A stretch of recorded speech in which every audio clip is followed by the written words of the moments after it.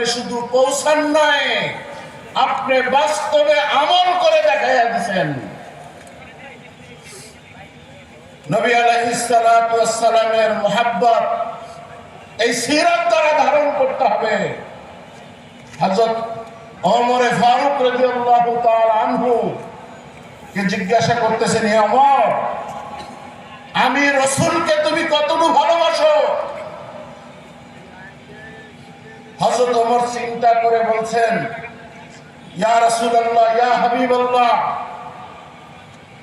আমি আমার সন্তান, আমার স্ত্রী, আমার সম্পদ সব কিছুর থেকে আপনাকে বেশি ভালোবাসি, শুধু নিজের জীবনের থেকে বেশি ভালোবাসতে পারি না। নবী আলাইহিস সালাতু ওয়াস সালাম ধমক দিয়ে বলতেছেন, হে ওমর, তুমি ভুল করছো। লা ইউমিনু আহাদুকুম হাত্তা আকুনা আহাব্বা ইলাইহি মিন ওয়ালিদিহি ওয়া ওয়ালাদিহি ওয়ান নাসি আজমাইন। তোমার সন্তান, সম্পদ, পরিবার, পরিজন, তোমার নিজের জীবনের থেকেও যতক্ষণ পর্যন্ত আমি রাসূলকে ভালোবাসতে না পারবা, ততক্ষণ পর্যন্ত তুমি পরিপূর্ণ মুমিন হতে পারবা না।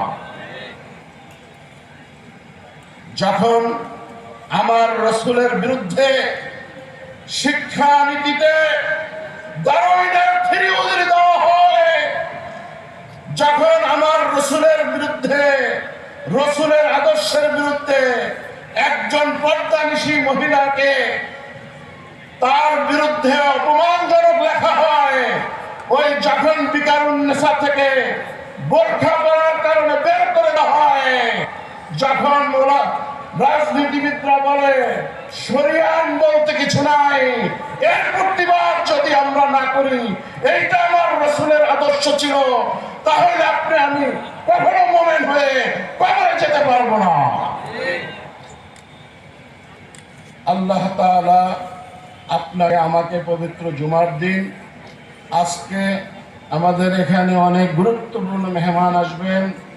আজকে মাগরিবের নামাজ এখানে আমিরুল মুজাহিদিন আমার মামাতো ভাই মুফতি সৈয়দ রাজাউল করিম পীর সাহেব চরমনায় উনি আসবেন, এবং এখানে অনেক ডক্টর আফামা খালিদ সাহেব আসবেন, পাকিস্তানের কাশ্মীরের তথ্যমন্ত্রী আসবেন, অনেক গুরুত্বপূর্ণ ওলামায়ে কেরাম আসবেন।